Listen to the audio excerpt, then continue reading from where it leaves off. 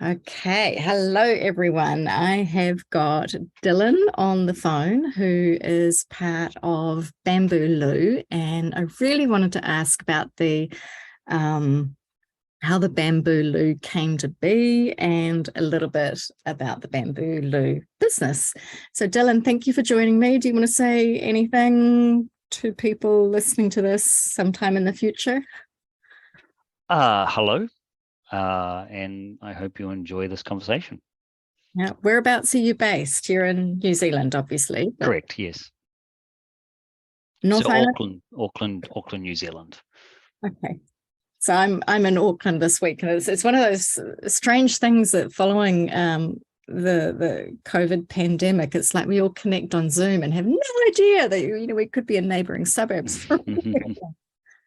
Yeah, I guess it's a good aspect of communication and globalization, as it sort of dissolves those boundaries, but it also creates a sort of a state of delusion surrounding proximity, or Yes.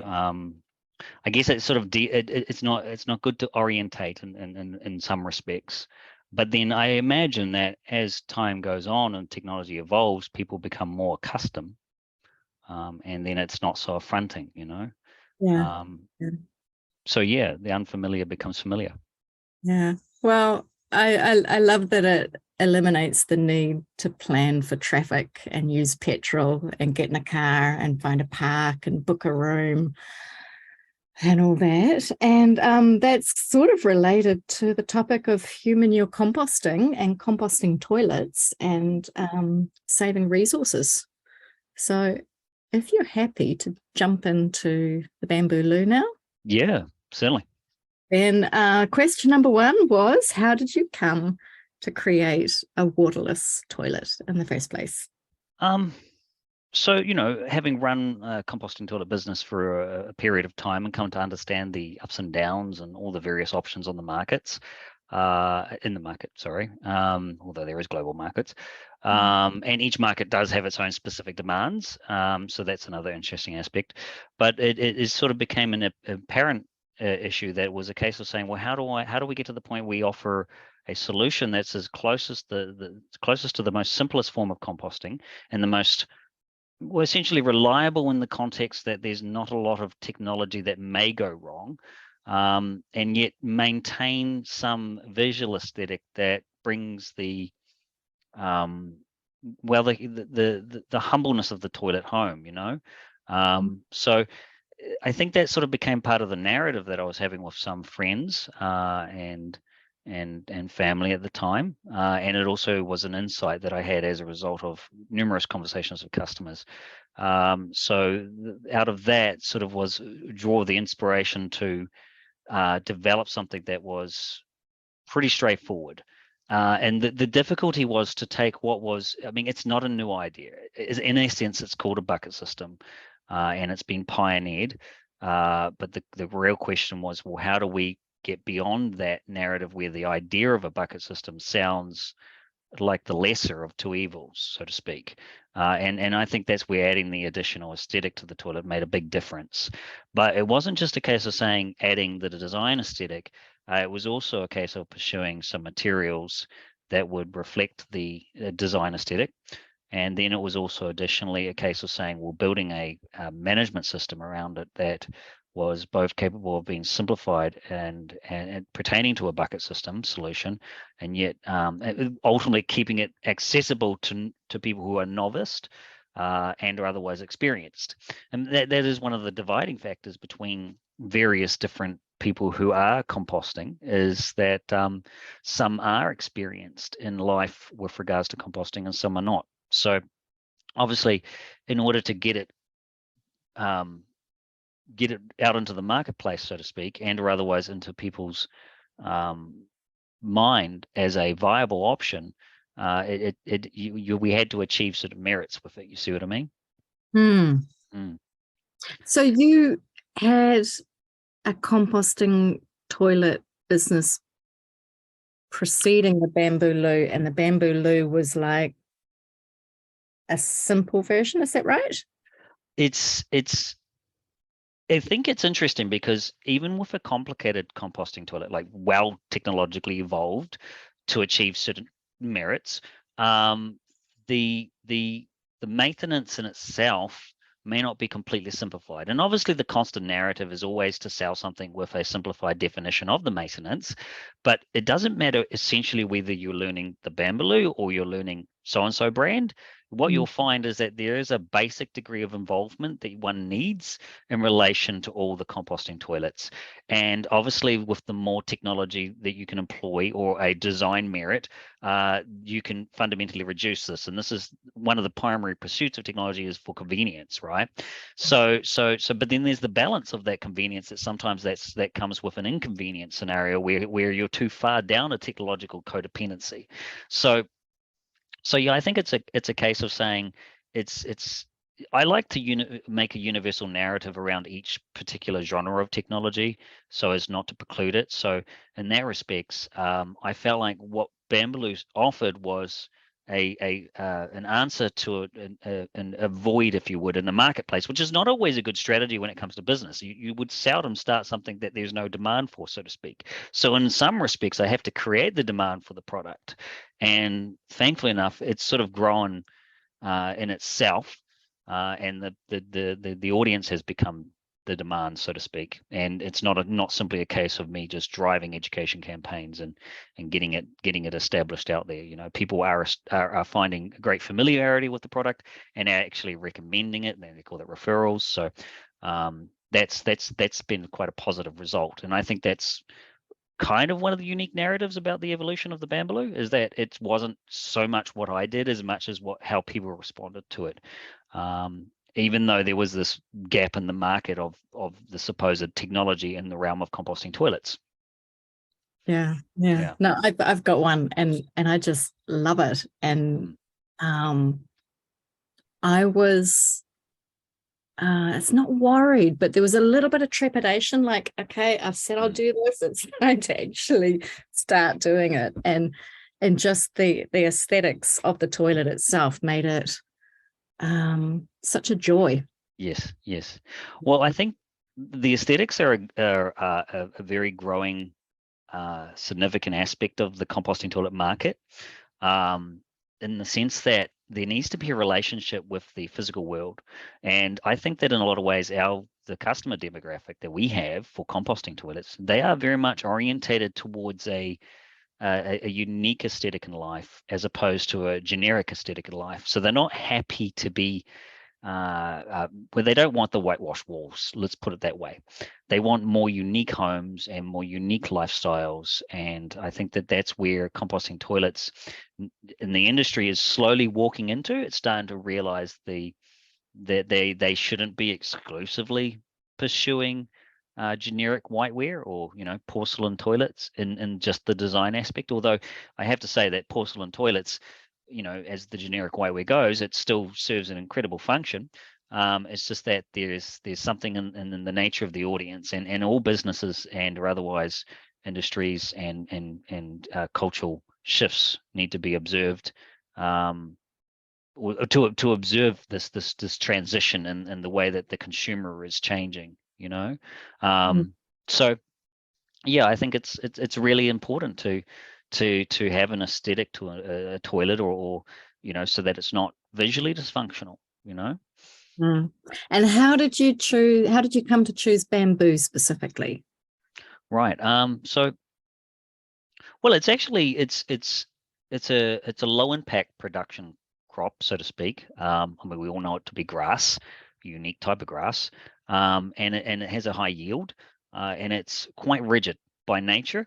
It's not extremely microbially resistant. It actually can decay pretty quickly. So given the theory of life cycles of materials, bamboo can be employed for a range of applications, whether it be short or long, where with its final application, it can be decomposed pretty quickly.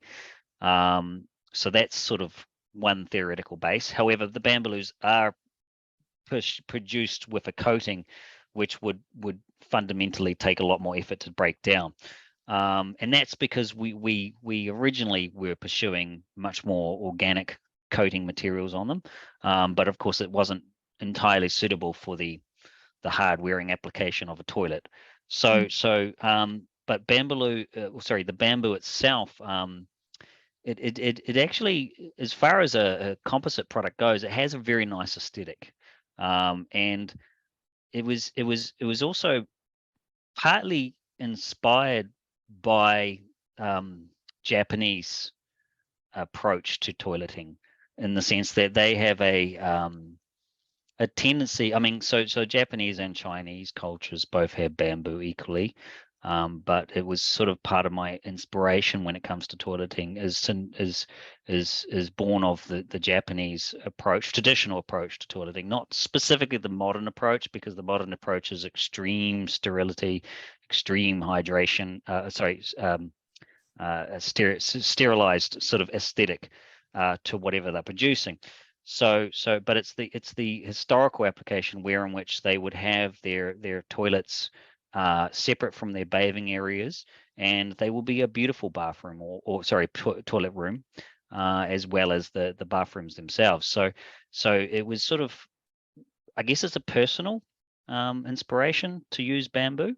Mm-hmm. Because ultimately we could have used other composite materials, So yeah, I think there was even a time when I was thinking about the branding around Bambooloo, and whether or not I could employ some sort of feng shui style or design, and I didn't pursue that realistically, because I wasn't particularly interested in employing that genre of brand around something that I felt that somebody might take offense to, and or otherwise it's not something I know an exceptional degree about. I'm not Japanese, and I don't know a great deal about the culture, so I didn't feel like it was appropriate. So I just stuck to a brand and a material type that I felt had sustainable merit, and ultimately achieved a very good aesthetic. You see. Mm-hmm. Yeah, it definitely seems to me like a piece of furniture. Like when I see the Shay's tiny home walkthroughs, you get to the bathroom, and when there's a Bambooloo, it's just it's well, that's what I prefer to hear. I guess myself personally, I'm kind of a little bit indifferent to people, in the way that I like them to express themselves predominantly, and I don't like to interject with their own expression. So therefore, when I hear people tell their own personal story about what the Bambooloo to them is, I think it far exceeds my brand, so to speak. It far exceeds my interpretation of it realistically. So that's what we want to see. It's that totality of ownership. And I would say that the totality of ownership is very important, because we believe, or I believe, the ethos that essentially believes, whether I exclusively cultivate it or not, is that the more you have a sense of pride around your toilet, the more you're going to be responsible with it. And that's a good narrative when it comes to composting toilets, because it's a proactive technology rather than a passive technology. It's something that you do interact with. And as a result of that, you get a better result out of whatever composting toilet experience you're pursuing. So Bambooloo, as a brand and as a system, probably requires a little bit more interaction with other systems, because all industrialized and manufactured type of solutions do offer greater convenience for intervals of maintenance or otherwise. But the fact that, I mean, it doesn't, that narrative doesn't eliminate the Bambooloo, but it just makes it very clear that, for those who are comfortable maintaining the Bambooloo, it's definitely a viable option. So it's something that, having sold a lot of composting toilets, it's this constant exercise of matching the particular type of system to the client's personality almost, and or otherwise cultivating a certain readiness to create that level of engagement. And I think that sort of is necessary to explore at all times the possibility of the aesthetic. Otherwise, if it's not aesthetically pleasing, it's gonna, people are gonna walk away from it realistically. No. So yeah. Next question: is it easy to install? And within this, once it's installed, is it easy to shift? And if it is easy to shift and flexible, is it sturdy? And I know the answer to all this, but I wonder if you can kind of answer all those as a sort of, is it easy to install? Can it be shifted? And how sturdy is it if there is that flexibility around? Yeah. Well, we have tested it to over 100 kgs of static weight on the housing itself.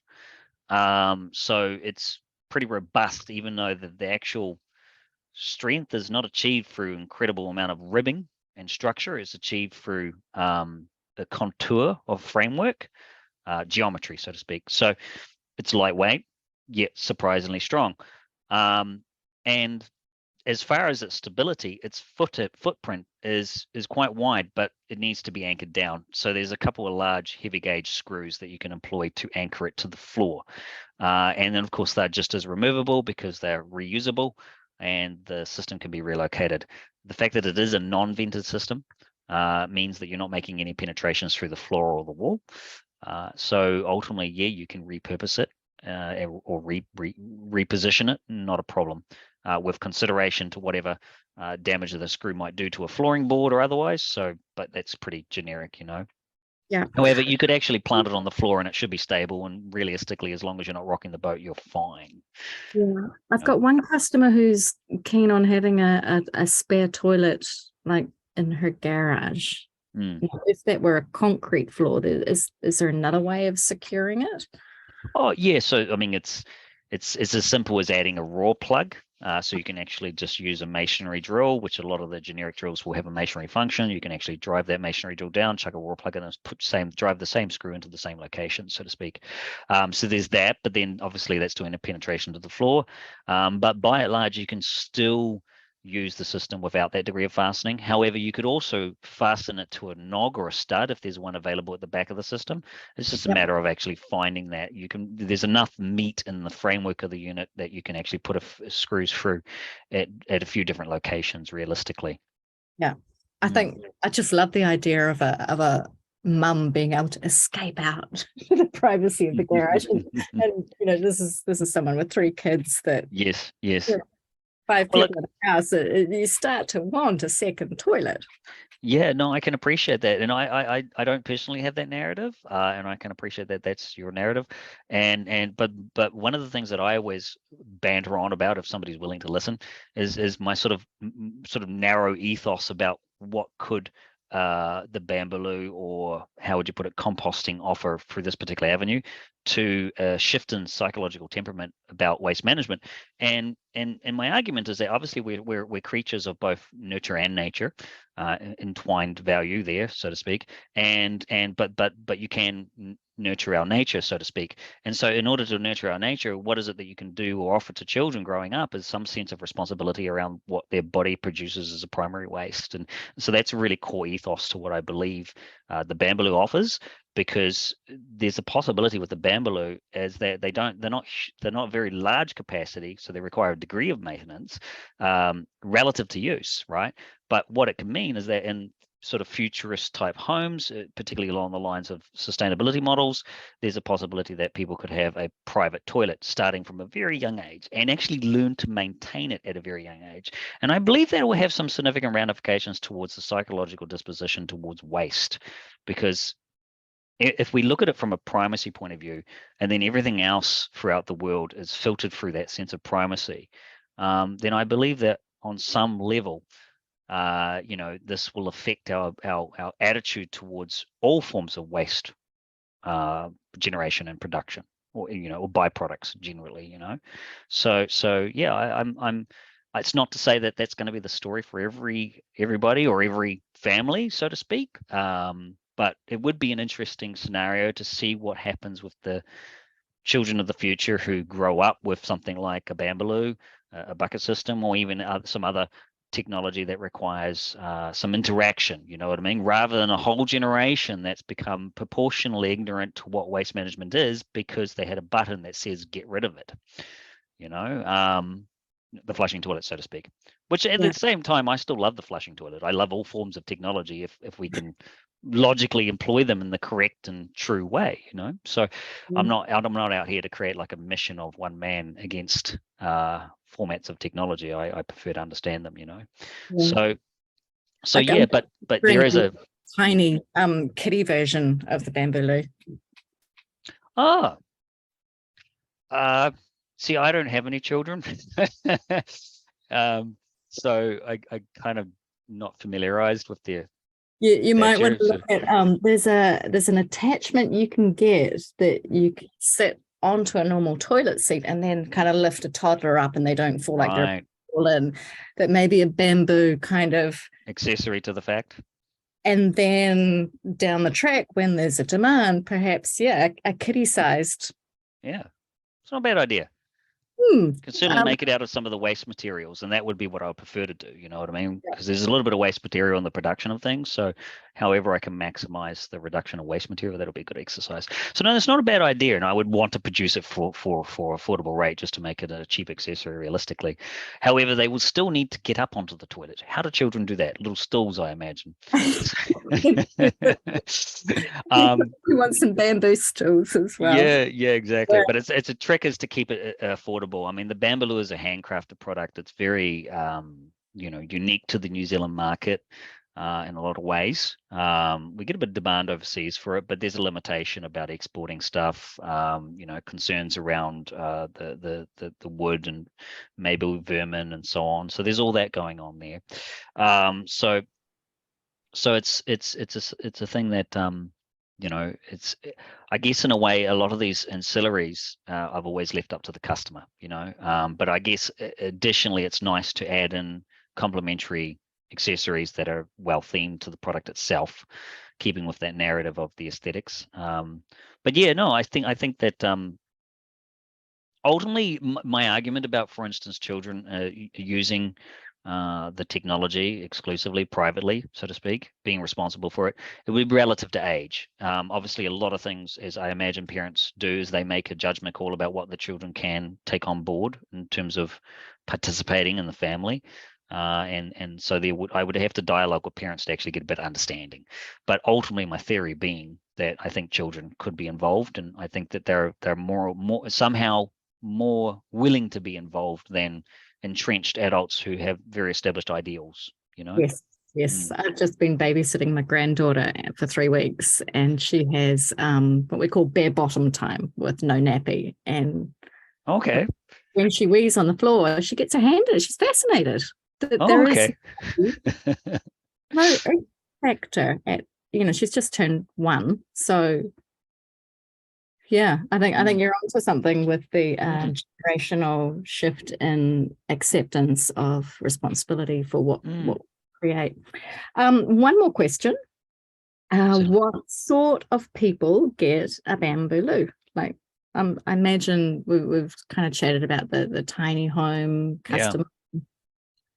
But I bet you get all sorts of people, like schools, daycares, accommodation.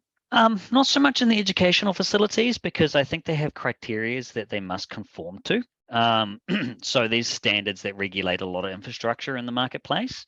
Unless it was a specific daycare center that had employed a very specific sustainability narrative, I think it's very hard to sort of make that sale, so to speak. The daycare developers will pretty much build what's on code. You know what I mean? Okay. Let's go back to your typical what sort of customers do you say? Yeah. So, but my audience, I guess broadly with composting toilets, is very diverse. And I mean, realistically, if in the convention of the political narrative, which is quite a black and white, but it doesn't actually summarize the nature of people's personal identities and qualities entirely, you might even say that my audience differs from the far left to the far right, from extreme environmentalist ideologies to much more conservative, prepper type dispositions. So there's that. But when it comes to the Bambooloo, I guess I can only go off what narratives I have maintained with customers, what they were willing to tell me what they're up to, because some of them are not willing to tell me what they're up to, which is fine. And yeah, it's definitely everything. Convenience is a major factor, which makes people particularly interested in the Bambooloo. So whoever is looking for, whether it be short term or even long term, but it's the convenience to the installation is very appealing to them, because I think some aspects of conventional industrialized design composting toilets are just a bit beyond the DIYer. But then, the DIYer is just a definition for doing it yourself. And of course, you've got DIYers that have skills that are better than most builders, and then vice versa. So So that's a thing. A lot of people who are looking to accessorize and have a toilet at convenience, that's a factor.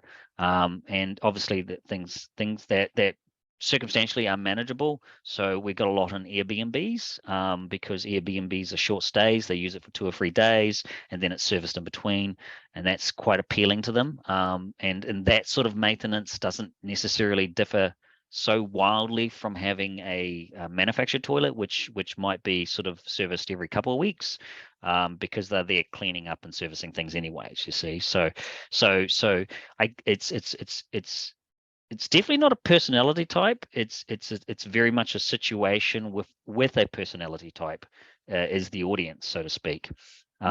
So yeah, just a broad range of very interesting people. And I guess when I have more free time in my day-to-day activities, one of the things I enjoy most is actually getting into the story with the customer about what they're up to in their life, because that certainly offers a degree of interaction and intrigue in my life. You know what I mean? So yeah, it's a broad audience. It's a broad audience, and I can't put my thumb on it to say it is this type of person and this type of person only. Right. I've done some polls on Instagram stories, and I think like 80% of people respond that they're interested one day, but not in the next year. Right. Yeah. Just like the leap into it, it's a big step.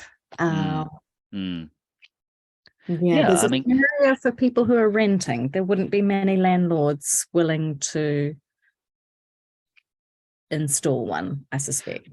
Yeah, actually, I've had a few, but it's really a question of saying, well, in relation to the landlord, the confidence is to make sure that the tenant will be comfortable with the specific solution. So whenever I'm talking to a landlord, I generally volunteer that I also equally speak with the tenant. And that's only dealing with their current tenant. Future tenants become an additional dialogue. But then, I mean, if we're talking about a beautiful bush hut in the Waitakere Ranges, out the back of Auckland, so to speak, the type of audience that person will have as a tenant, is quite unique. So you can imagine the future tenant will be very comfortable with a composting toilet. But otherwise, yeah, there's a limitation there naturally. About the difference between, well, yeah, I think some of these scenarios that the composting toilets end up in a tenanted scenario are much more of a private rental property scenario, whereas the commercialized rental properties, they're a definite no-no. You know what I mean? They're looking for far greater convenience and resellability, so to speak. Yeah. Which is fine.